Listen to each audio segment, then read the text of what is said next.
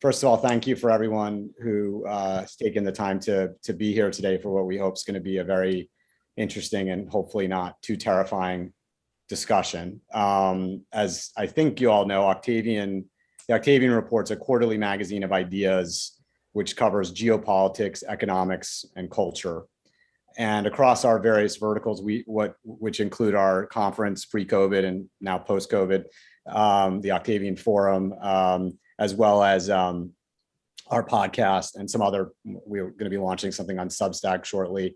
We're trying to give a platform to the world's leading experts and thinkers to express their ideas in an analytical and in a deep way. So if you like what we do, please spread the word. You can support us through our foundation and please subscribe. So today, as we come out of COVID, we're kicking off a web series on potential catastrophic risks facing the world. And today's conversation will be about the possibility of a military or other conflict between the US and China. So we are very honored to welcome three friends here and three contributors to our magazine for that discussion. I'll give a brief introduction. I'll start with Admiral James Stavridis, who probably needs no introduction, but who served for 37 years in the US Navy, retiring as a 4-star admiral, and he served as the Supreme Allied Commander of NATO. And since then, he's served as the 12th Dean of the Fletcher School of Law and Diplomacy. He's currently the Vice Chairman of the Carlyle Group and was recently elected as Chairman of the Board of the Rockefeller Foundation. Elliot Ackerman, who, in addition to being on the editorial board of the Octavian Report, is the author of 6 books of fiction and nonfiction, and was a finalist for the National Book Award, and is a regular contributor to both the New York Times and the New Yorker, among many other publications and many other awards. He is also a former White House fellow and a Marine, and served 5 tours of duty in Iraq and Afghanistan, where he received the Silver Star, the Bronze Star for Valor, and the Purple Heart. So we thank you both for your service. And together, they're the co-authors of a book that became an instant bestseller recently, 2034, a novel of the next world war, which imagines a scenario in which war erupts between the United States and China. And we just understand now that this will be a trilogy. I'm sure Emily will cross-examine you on that. It feels like it will probably be some sort of television series. And also moderating the discussion is Emily de La Bruyere, who has also been a frequent contributor to Octavian, is one of the most important emerging China analysts. She's the co-founder of Horizon Advisory, which is a consultancy, and is also a senior fellow at the Foundation for the Defense of Democracies. She's a graduate of Princeton and Sciences Po. She's young enough that you still say where she went to college and graduate school. But she's also been a very astute analyst on China, and among other things was on our podcast talking about the Wuhan lab theory well over a year ago. So in any event, with that, I'm going to thank all three of you for being here. Thank everyone in attendance, and I will turn it over to you, Emily. Thank you for those introductions. Thank you all for being here. Before I begin, I do briefly want to give a plug to Octavian. For those of you who are new to the Octavian Report, to the Octavian Foundation, this is an organization that's dedicated to a set of principles that are as rare as they are critical today, to the value of open debate, curiosity, real expertise, and intellectual honesty. I can't imagine more critical causes right now. These are also causes that do need our support. So please consider helping the Octavian Foundation through their fiscal 501c3 sponsor, The Field. A link should in fact be appearing in your chat box right now. And I also, before we launch into questions, want to give one more plug to 2034. Admiral Elliot, anyone who hasn't read this book, It is engrossing. I could not put 2034 down, but also more than that, the universe of this book is so complete and so compelling that since having read it, I find myself like almost in an acid flashback type way, wondering if maybe that is reality and if the events that transpire here actually did happen and we're now living in their aftermath. But the other thing is, it's not just a masterful book. This is also the most intelligent treatment probably I've ever read in English about Chinese approaches to warfare and to competition generally, and the asymmetries between those approaches and the United States. So if you'll forgive it, I'd like to start there. What is it that you read or that you observed that allowed you to create this framework for how it is China competes and sees the US and where the differences and asymmetries lie? Elliot, you want to start? And Emily, always helpful when you have two interlocutors, pick one of us to direct a question to. Go ahead, Elliot. Find areas of disagreement here, so that's not going to happen. Okay.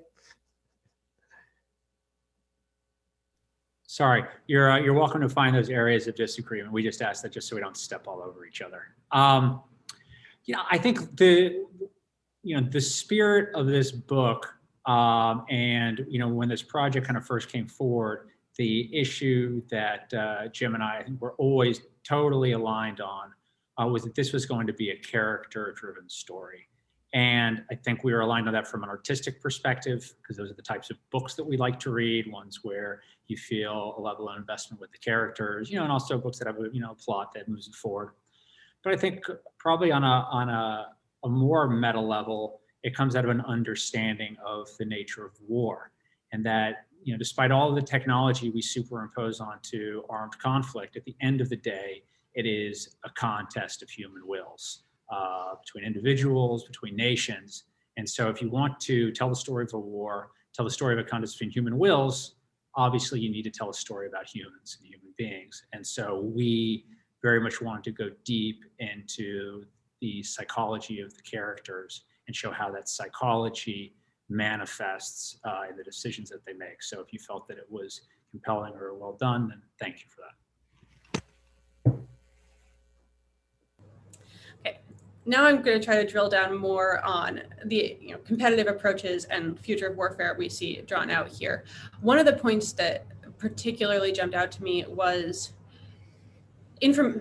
China's emphasis in 2034 on not just information technology, but information across the military and the civilian domains, and both superiority in information and the ability to deny that of the adversary. I'm thinking, as I say this, of Lin Biao knowing what Sandy's mother has texted him, but also, of course, of the ability to jam US military tools. Admiral, if you'd start off here, just talking about the Chinese approach to information, but also how you see this as an input into the next decade's competition. Without question, China, if you pull the thread back to the beginnings of Chinese military strategy, in particular Sun Tzu, of course, but many others along the path, there's always an emphasis on knowing your opponent, understanding your opponent, finding that weak point so that you can throw your opponent off balance. It is this idea also of the greatest battle you fight is the one that never actually comes to combat. And to do that, you need information. And so this has been a continuing thread in the flow of Chinese military strategy. And I would argue in China's governance over the centuries and over the various dynasties as well. Many elements of control in the Qing, Ming, Qing dynasties are all about understanding and finding emphasis wherever they can. So very consistent, I think, with China's approach to the world. Now, overlay that on the 21st century, Emily, with the advent of artificial intelligence, which is very shortly to get a huge adrenaline jolt when quantum computing comes online late in this decade. And so you take that fairly ancient philosophical approach and you turbocharge it in this modern era. And that's what you see in the really just the opening pages, and I hope throughout 2034, is China's ability, one of the chapters, in fact, is called Blinding the Elephant, China's ability to master the information domain, here meaning cyberspace, intelligence collection, dissemination, manipulation, all of that, I think are classically Chinese skill sets. And in the 10 to 15 year future, with quantum computer, further advances in artificial intelligence, and rising Chinese ambition, you have the basic plot line of 2034 as the novel opens. And in 2034, the US does not hold a candle. It doesn't hold a candle in terms of information defense or offense, or simply like the aggregation of it. Like, it doesn't know what its adversaries are doing in nearly the same way China or even India does what the US is doing. Is that a real weakness that you see in the US approach? Very much so. And I think we are still tied to our defense budget being focused on legacy platforms, big, expensive pieces of steel, tanks, aircraft carriers, fighter jets. And sure, we need X amount of that. But what we have done is we have bought so much of that that we've crowded out Y, which is the information warfare, the cyber, the space.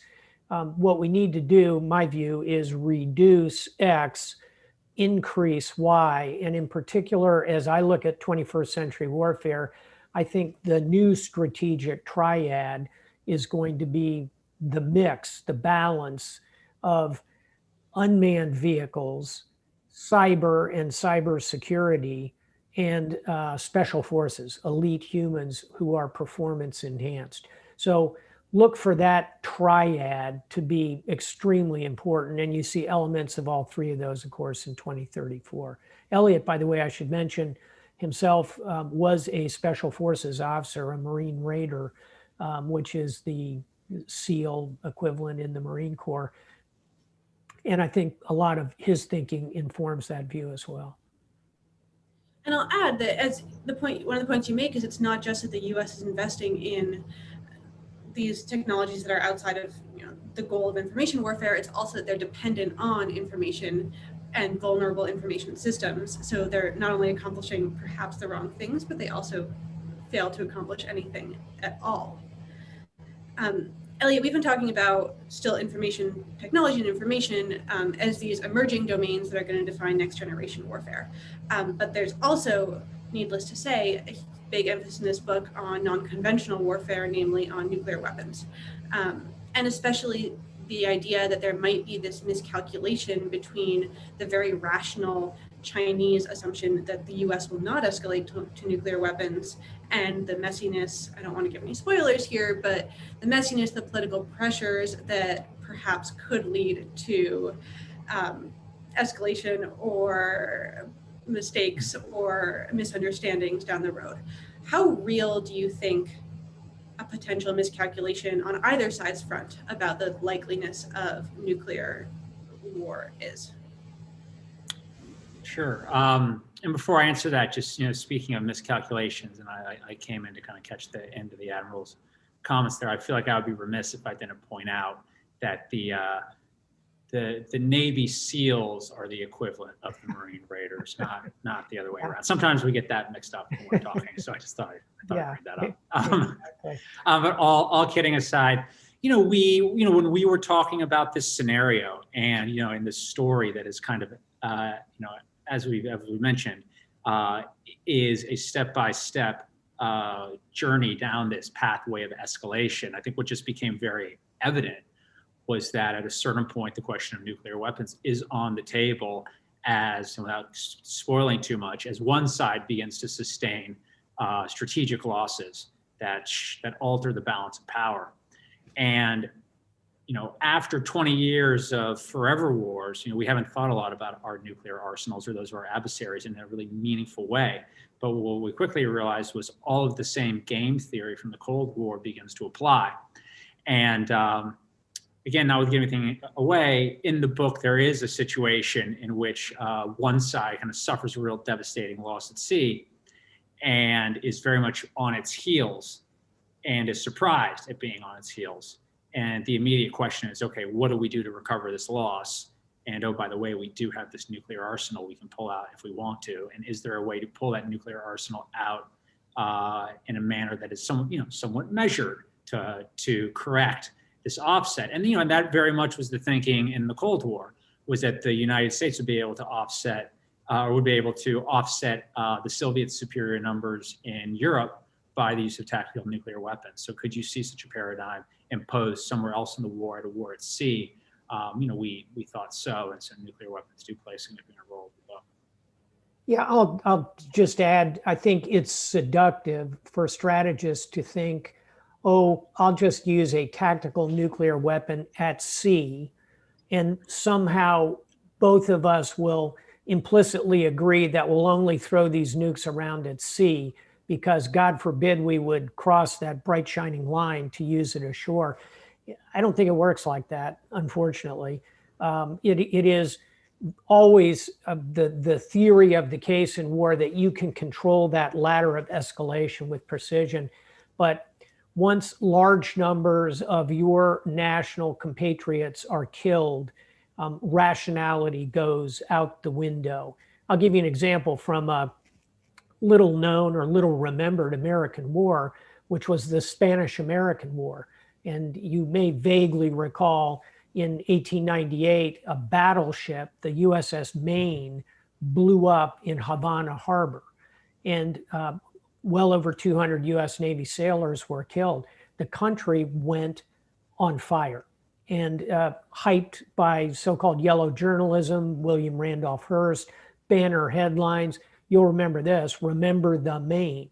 And we launched into that war because we were certain that the Spanish, who were the colonizers of Cuba at the time, had put a mine, a limpet mine, on the side of the warship and deliberately exploded it. That was the theory. We went off to war. Didn't turn out well for the Spanish, ultimately didn't turn out well for us. Our brief experiment in colonialization in both Cuba and the Philippines were complete failures. Here's the point. 1948, after World War II, the Navy finally gets around to salvaging the USS Maine. And what do we discover? It blew up because of an internal explosion, probably a boiler, maybe an ammunition. It had nothing to do with external enemy action, if you will. So one of my lessons in life, I always keep a picture of the USS Maine on the wall in my office, a doomed ship, to remind me that A, your ship can blow up underneath you at any moment, have a plan B, and more importantly, B, don't go rushing off thinking you're gonna control this situation. War has a way of spinning out of control very rapidly. I believe that there's a character who has the Maine picture Indeed. on his Yes. desk in the book. Am I right? Yep. Hendrickson. Yep. Bunt Hendrickson, Rear Admiral, United States Navy, in the book. And yeah, that's a page out of my bio, if you will. Are you Hendrickson?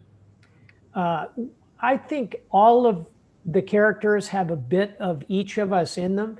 To the degree I'm anyone, I'll surprise you here, I'm not Sarah Hunt, the surface line officer who commands Enterprise Carrier Strike Group. I'm not Bunt Hendrickson, although I'm accused of that quite a bit. The closest I come is Lin Bao, the Chinese admiral. I love him. And he is someone, he happens to be Chinese, but as you know, having read the book, he has a complicated backstory. As the novel opens, he's in Washington, riding a desk and hating life. All he wants to do is get back to sea and be with sailors. You know, I had 6 tours of duty in the Pentagon, NSC staff, State Department, and every day in Washington, D.C., I would pine away to get back to sea, get back to sailors. And then secondly, Lin Bao, his big dream when he completes his naval career is that he'll become an educator. He can think of nothing higher. That's what led me to the Fletcher School, was that idea of education. So there's a lot of me and Lin Bao. Elliot, of course, is to the T, is Wedge, right out of the volleyball scene in Top Gun. Amazing. Okay, so there are pieces of each of you in these characters. What is your co-writing process, Elliot? We would sit down. It's basically how the sort of how the book came about a little bit, which is initially, and stop me if you touched on this when I was briefly off screen, but initially the admiral, had the idea for this book, which is, and I'm summarizing here, a work of speculative fiction that would imagine what it would look like if the U.S. and China went to war, primarily at sea, but really a global world war, very much in the vein of books like Sir John Hackett's The Third World War or The Bedford Incident, or, when we think about it, we used to have this very rich literature, and I'm including film in that as well, of imagining what the Third World War would look like. It was something that was very much in the Western lexicon. We don't really have that right now, specifically vis-a-vis our relationship with China. And also, if you subscribe to the belief that we're, in the foothills or going up the foothills of a Cold War with China right now. So the idea was to try to write a book that would imagine that. And in addition to both being alumni of the Fletcher School of Law and Diplomacy, another thing we have in common is that we share an editor at Penguin Press. And so Jim approached our shared editor with that idea. Scott Moyer is fantastic. He said, well, why don't you work with a novelist on that? And, aren't you and Elliot friends? And actually, his exact words were, Admiral, you're a great guy and you're a really good writer. I'd written 9 books before this, all nonfiction. He said, you're a really good guy. You're a good writer, but you're not a novelist. Let me hook you up with a novelist. Go ahead, Elliot. Oh, I think Elliot froze. So I'll pick up the story. So the editor said, okay, why don't you and Elliot work on this book? Because Elliot is an extremely accomplished novelist. This is his 5th novel. His 3rd novel was shortlisted for the National Book Award. He's a very serious, fine craftsman in the world of writing fiction. And so the two of us teamed up and we worked off this detailed outline that I had generated as part of the proposal. Elliot would take the first crack at things, kind of the first draft, send that to me. I'd go over it in depth, go back to him, would go back and forth until we were happy with the chapter. And that, would take us typically a month, 6 weeks going back and forth. There were only 6 chapters in the book. This is not a big doorstop, like Red Storm Rising or something. And so we went back and forth. And I'd say it took us, 6 to 9 months to put the whole thing together, Emily. And then, then you groom it and read it and show it to other people and so on and so forth. But it was very much back and forth throughout each of the chapters. And I will say this, as we were writing it, we had a general idea of where it was going, that the world wasn't going to end. This is not going to be an apocalyptic novel where just life comes to an end. That it was going to be pretty even-handed, if you will, that it's not a good guys, bad guys, good guys win in the end kind of novel. That's Tom Clancy. That's not what we set out to do, nor did we. But we weren't certain about how a variety of things were going to play out until we got to the very final pages. And lastly, I'll say writing fiction, and I saw in the chat room, someone was asking, particularly me, after 9 books of nonfiction, why didn't you just write a 10th book about, the danger of war with China? And I certainly could have done that. And the short answer is, A, I wanted to write a novel. I thought it would be marvelous. I've got, 4,000 books in my personal library, about 3,000 are fiction. I love the craft of fiction. I thought, I can do this. Number 2, in fiction, obviously, you get to splash some paint around the canvas. You don't have to footnote everything, and you can kind of come up with imaginative twists and turns. You're not in that straitjacket of nonfiction. And then 3rd and finally, and Elliot, I'm just answering the question, why a novel instead of a nonfiction? 3rd and finally, more people are going to read it in the end. I mean, this book hit number 6 on the New York Times bestseller list. We're in our 6th printing. Just that ain't happening with a lot of nonfiction, particularly turgid books about, let's avoid a war with China. This is a way to get the topic out into the general conversation, the kind of things that Octavian, for example, latches onto. So that's kind of how I ended up proposing the idea of a novel. And again, I was very lucky to be paired with someone who is a consummate novelist, my friend Elliot Ackerman. And I will say, speaking to the bestseller status, I walked around DC with this book for 1 or 2 days. Everywhere I went, people stopped me and asked about it, either because they had just read it or because they were about to go buy it. And that's like the Apple store, as well as work meetings. Nice. But Someone asked me the other day, Emily, if I could pick one person on the planet and force them to read the book, who would it be? And I said it would be President Xi of China. Because first of all, if I could get a photo of him holding the book, I'd instantly sell 400 million copies in China. But secondly, because I would want him to read the book and see that, this is not a good guys, bad guys kind of thing. And the more we can inform people outside the United States about this, the better. We've signed contracts for 16 editions of different countries. It'll be published in at least 16 countries, including Taiwan, in which it'll be in one form of Mandarin, in Japan, in many of the countries in the Pacific. So hopefully it'll get out, and that's, again, why a novel.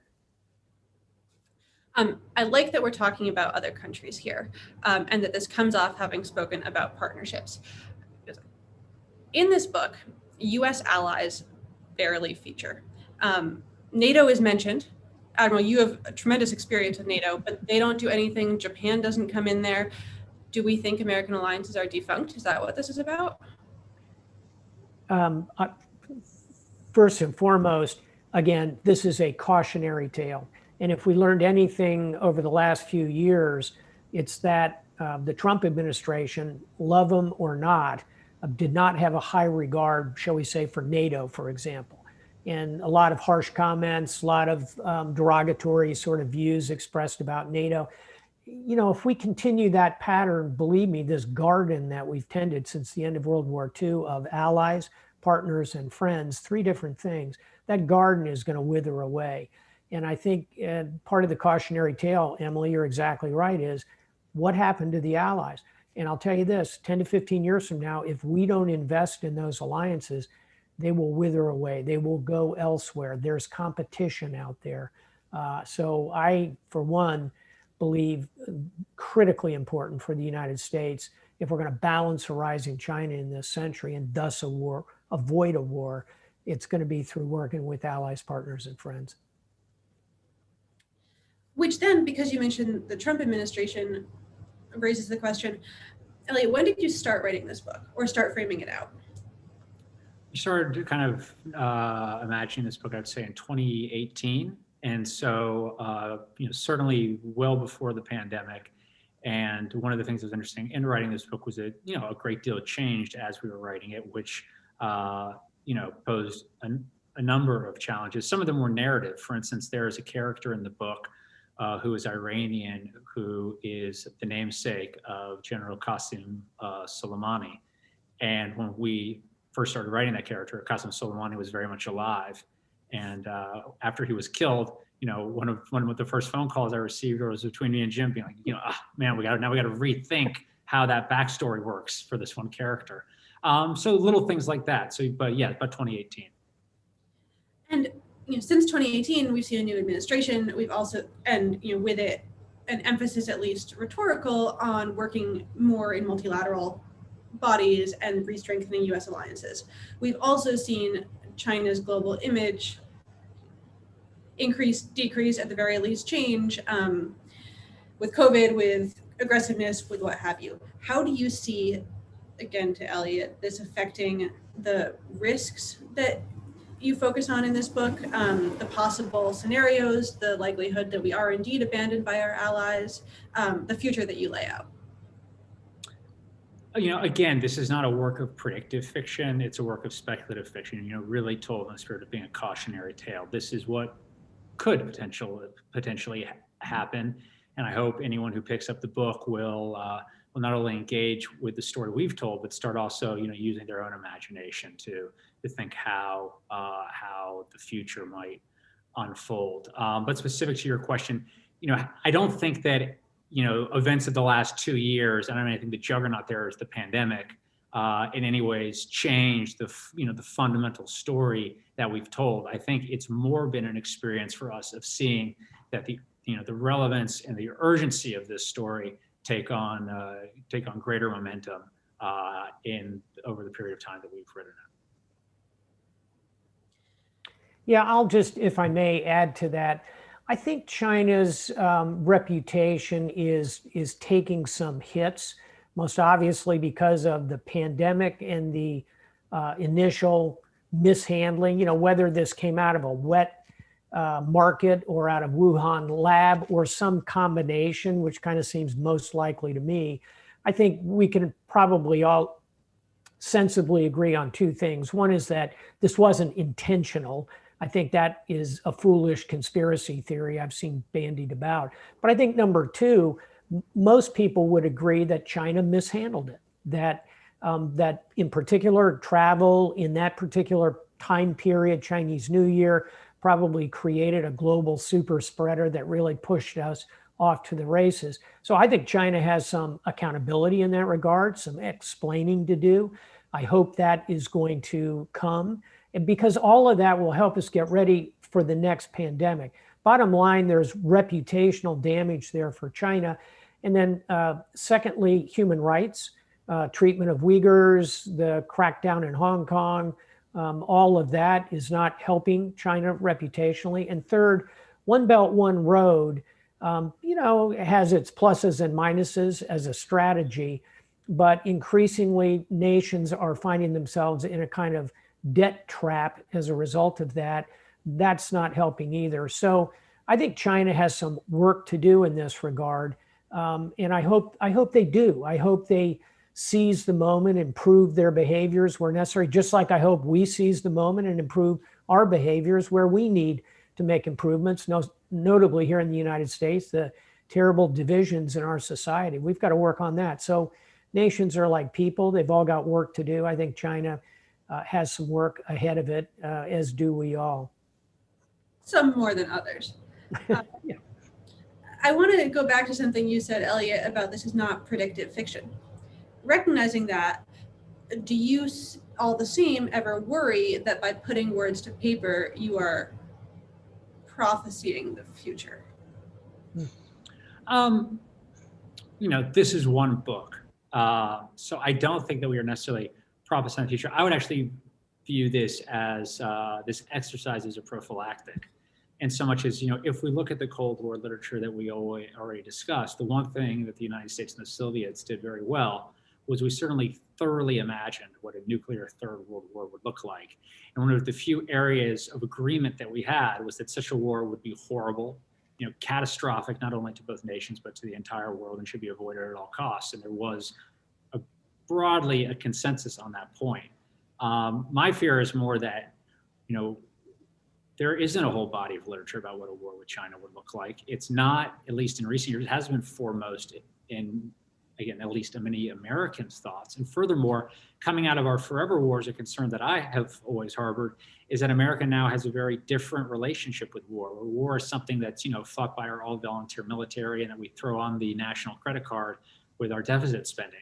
And something that really doesn't touch us. So, when we rattle our sabers now, it's not as sort of existentially frightening for most Americans in a way it perhaps was in the 1950s or 60s when the Second World War was very much a living memory and people knew how disruptive that was. So I think the more imagining we can do of these wars, not so that we will, cheerfully go off and fight them, but so we can all be, realize, wow, that seems horrible and we never want to do that again. In much the same way, none of us ever want to go through a pandemic again. I think that is how these types of exercises can prove to be a prophylactic.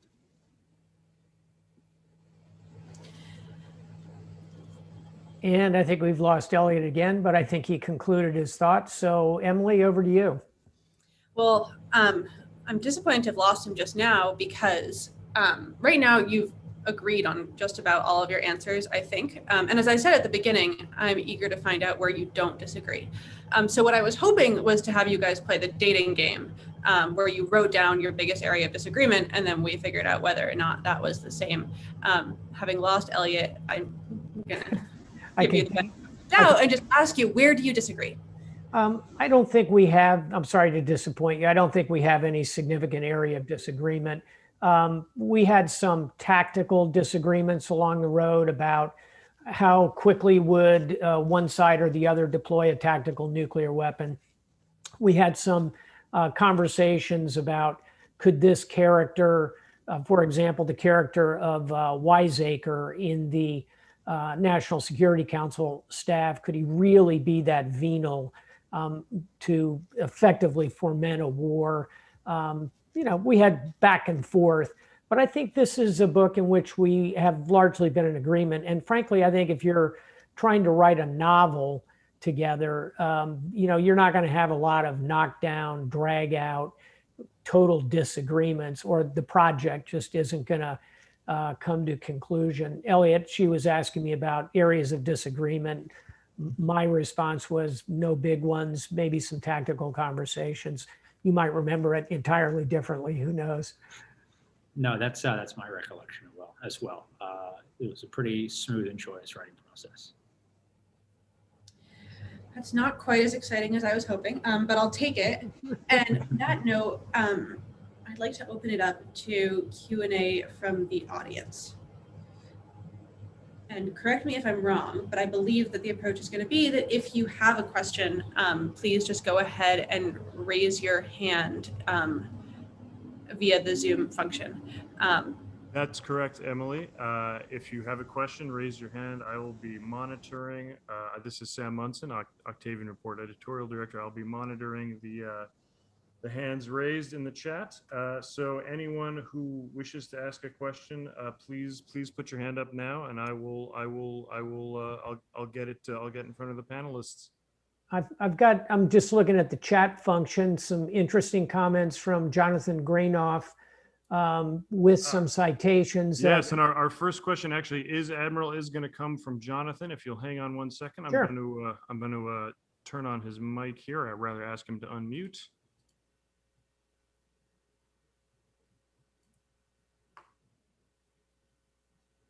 Go ahead, Jonathan. Jonathan. I didn't see myself. Thank you very much. Jonathan, could you just quickly identify yourself for the audience so they know your Sure. affiliations? I'm the president of the Global Security Institute. I'm the representative to the United Nations of the World Summit of Nobel Peace Prize winners, and I'm the senior advisor to the Committee on National Security of the International Law Section of the American Bar Association.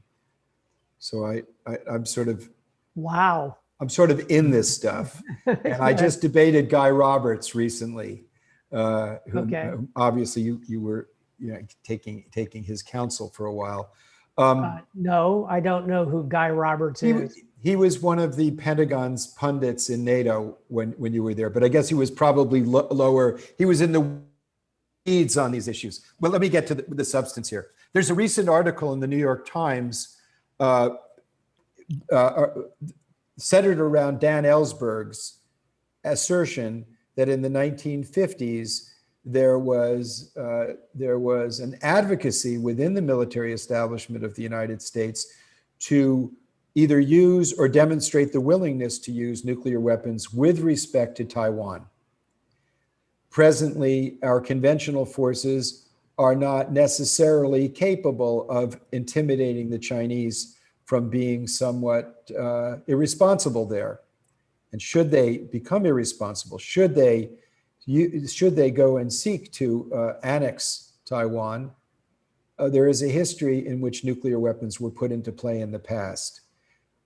We have legislation put forward by Elizabeth Warren and others, and obviously Dr. William Perry, former Secretary of Defense, calling for a no first use pledge by the United States, which would obviate the deterrent threat of nuclear weapons to protect Taiwan. I wanted to know your thought, and obviously in other circumstances, with the Russians or the Chinese in other circumstances, use policy could be very good. But with respect to Taiwan, it could be very destabilizing and dangerous. And I wanted to know your thoughts about that, and generally your thoughts about progress in fulfilling the numerous commitments under Article 6 of the Nuclear Non-Proliferation Treaty, which of course NATO always reaffirms, that, you know, the pillars of the NPT: non-proliferation, peaceful uses, and disarmament. It is a lot, because you know a lot, and I really want to know your thoughts. Well, first on the historical point, I have not gone through archives myself. I've seen secondary sources that would agree with what you are indicating. And I'm more aware of pressure by the military to use a nuclear weapon, potentially in a demonstration fashion, in and around Korea, Vietnam. So yeah, I think there's every reason to believe that was part of the military zeitgeist. But again, I haven't been through the archives, nor have I read whatever it is Mr. Ellsworth is providing us. No first use. I think it is a viable policy option. I personally would probably ascribe to stepping up for it. I haven't really sat and focused on it in terms of national policy in some time. I think the reality is we're not going to do it. And the reason is that we don't trust the other side. And it's really kind of that simple. We would tend to feel as though we would abide by it if we stood by it. And I think we probably would. And I'm not sure we could convince ourselves that the other side would do so. So, you know, it's a blind man's bluff in a certain sense. In terms of the NPT and NATO, I think we're making reasonable progress in all those zones, with the exception of proliferation, which is clearly underway globally, and I think certainly not moving in the right direction. As a general proposition on these matters, I tend to be in agreement with Dr. Bill Perry, who's a mentor of mine. Long may he live. We just lost George Shultz out of the quad of senior statesmen who've been writing and thinking about this, I think, in the most depth over the past decades. And we are poorer for the departure of Secretary Shultz. Again, no first use. I think it's a coherent discussion you can have. I'm not sure it's a panacea for us. Our next question comes from Daniel Schman.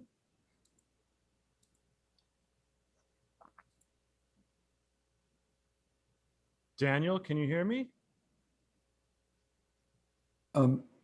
Admiral, I wanted to follow up with giving you my email and to put you together with Dr. Perry. Oh, that's great. I'm in constant contact with Dr. Perry. I appreciate that. Fabulous! Because he's one of my mentors also. Oh, he's great. And I was in a working group with Schultz, and I'm going to put a link to a movie that I did with about him and Gorbachev. Who's on my board, by the way. Love to see it. And please feel free to contact me directly, Jonathan. I sense we have a lot we could talk about. My email is really simple, james.stavridis@gmail.com. Thank you. Okay, thank you. Great questions. And I think we're trying to get Dan. Yeah, Daniel Schman. Can you hear me? Yes, we can. Can you please identify your institutional affiliation? Hi, Daniel. Thanks for taking my question. Friend of Octavian, MSD Capital here in New York City.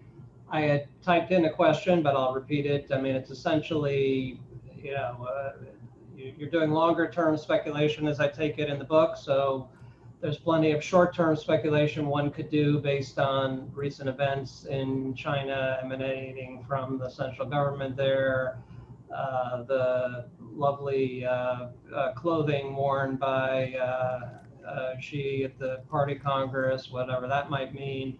And just curious of your thoughts about what this might portend. And I guess there's periodic, you know, speculation about, things that the Chinese might do or threaten to do vis-a-vis Taiwan. And just curious of your thoughts of what sorts of deterrent do you think is really realistic there in the current world, given where we are, public attitudes, how far away it is, notwithstanding the importance of Taiwan in the whole global situation? Dan, thanks. Excellent questions, of course. A lot of my senior friends, both active and retired military policymakers, have said to me, Stavridis, you wrote a great book with Elliot, but you got one big thing wrong, the date. It's actually going to be a lot sooner than 2034. And, that scares me. And I'm the guy who wrote the book. And don't believe me, I retired several years ago. The current commander of U.S. Indo-Pacific Command, as we call it, kind of the NATO commander of Asia, John Aquilino, and his immediate predecessor, who just departed just several months ago, Admiral Phil Davidson, both testified in open session in front of Congress that they believe the possibility of China making a military move against Taiwan over the next 6 years is quite high. So this is a thought that is gaining currency.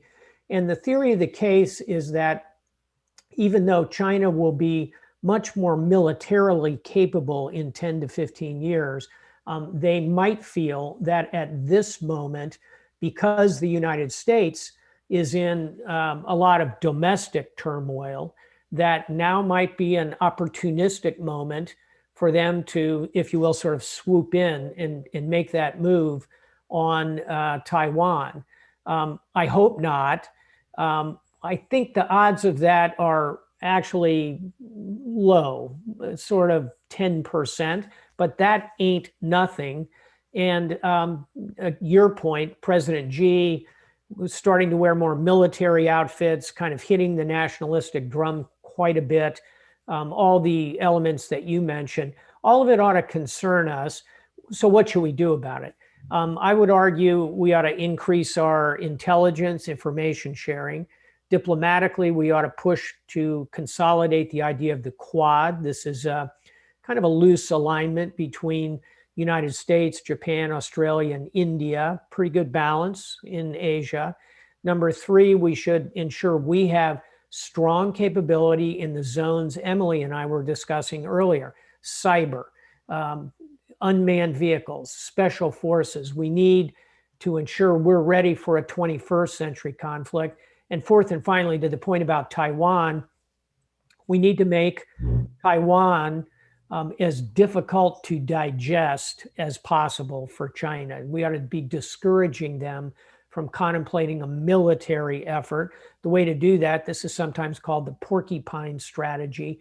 Give them more military capability, train with them, give them more intelligence.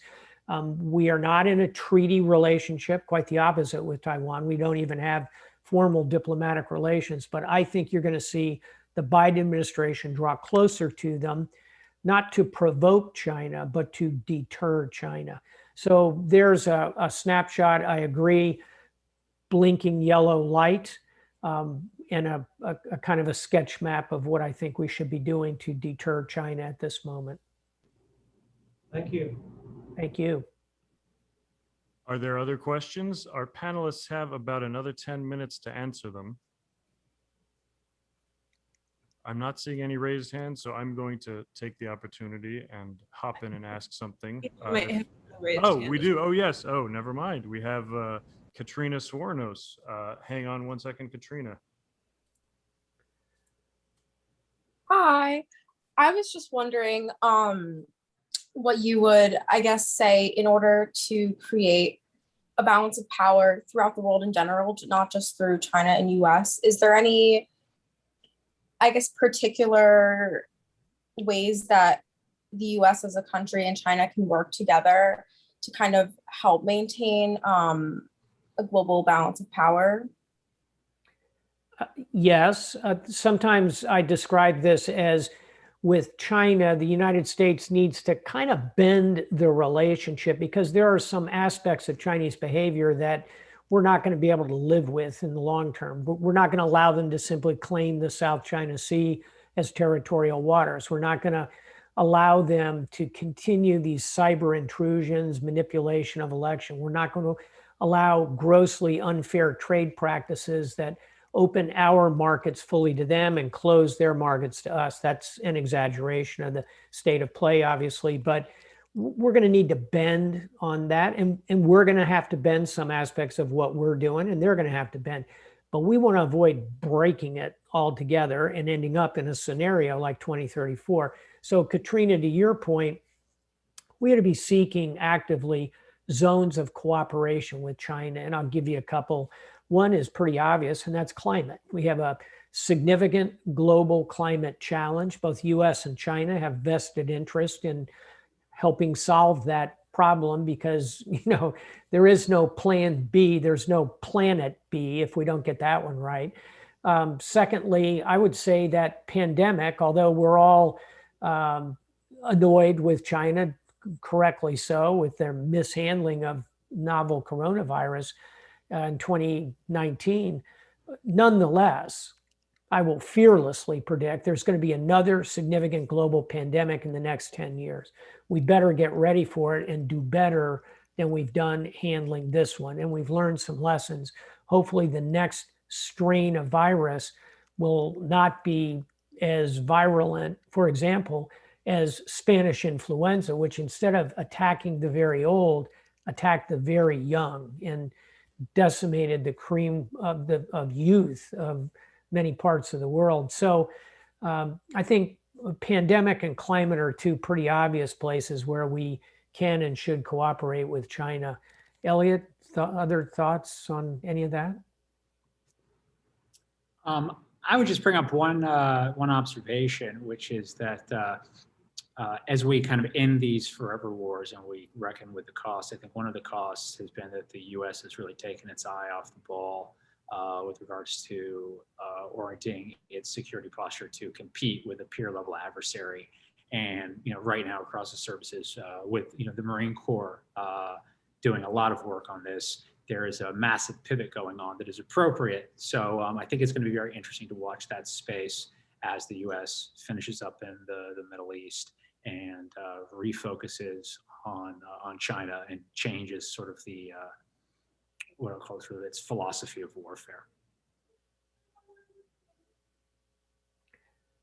Thank you. Yeah, our next question comes from, I think we have time for just one more, comes from Teresa Sabonis Health. Teresa, I'm going to ask you to unmute. Hello, Teresa. Hello, Teresa Sabonis Health, Georgetown University School of Foreign Service. I want to ask prescriptively, not speculatively, how we should be fitting Russia into this growing competition and situation with China. I really appreciated your thinking about what are the zones of cooperation with China. What are the pieces of managing Russia, or what are the pieces of the evolving Russia-China relationship that should concern us the most? Teresa, great to be in contact even through this medium. Teresa is a colleague of mine from days at National War College and also was one of my advisory board members when I was Commander U.S. Southern Command. Great to see you, so to speak, in this setting. I think first point is China and Russia are drawing closer and closer together. It's a natural alignment. These are two big authoritarian states. Both sit on the UN Security Council. Both have a vested interest in doing what they can to kind of control and confront the West. So unfortunately, it's a natural alignment that's coming closer and closer together. And the old Jerry Maguire line, "You complete me," they kind of complete each other, right? I mean, Russia has a dwindling population, but massive natural resources, great geographic advantage. China has poor geography. If you really look at where they are tucked away in a corner of Southeast Asia, they have a very large population, although they face demographic challenges as well, but they need natural resources. So they've got a huge workforce, no natural resources. Russia has a dwindling workforce, lots of natural resources. So a lot of alignment going on there. Old-fashioned diplomatic term, condominium. They are engaging increasingly in condominium together. The question is, what should we do about it? Here you'll get a variety of answers. I think it's worth at least a try to continue to pull Russia toward Europe and to engage our European partners in doing so. And, you know, that gets very controversial, and many in Europe hate that idea, notably the Baltic states. The Poles don't like it. Many former Warsaw Pact countries, having spent decades under the boot of Russia, don't particularly want to do anything to work with Russia. But if we could pull them toward us, I think there would be some validity in doing that and some benefit strategically. The problem there is Vladimir Putin. He personally loathes the United States, NATO in roughly that order, and would do anything to divide us from the Europeans. But working in a US, NATO, Europe, transatlantic world is really not his cup of tea. And unfortunately, that's why you see him gravitating more and more toward alignment with China. So I don't think there's any easy answers here, Teresa. But what I would say, this is an area where we could work closely with the Germans, the French, the EU. We could think consciously about how we could kind of form some divisions between China and Russia. It's going to be hard. I'll close by saying, you know, Vladimir Putin ought to be careful the choices he makes here. If he were a smart strategist, he would move toward the West. He's a very good tactician. He's not a very good strategist, because over the decades of this century, as China looks north at Siberia, vast area, the size of the continental United States, it's full of oil, gas, timber, fresh water, rare earths, diamonds, you name it. The Chinese look at that like my dog looks at a ribeye steak. It looks pretty good. So I'd be careful, Vladimir. Thank you. I like that we are rounding out the hour with something that resembles a path forward. Well, especially a ribeye steak, which is what I'm going to be throwing on the grill in about 2 hours. I think we'll all be over to partake, so I hope multiple ribeye steaks. Thank you guys so much, Elliot, Admiral, for speaking. Thank you for Octavian putting us on, and to everybody who attended. Thanks one and all. Appreciate it. Thank you. Bye-bye.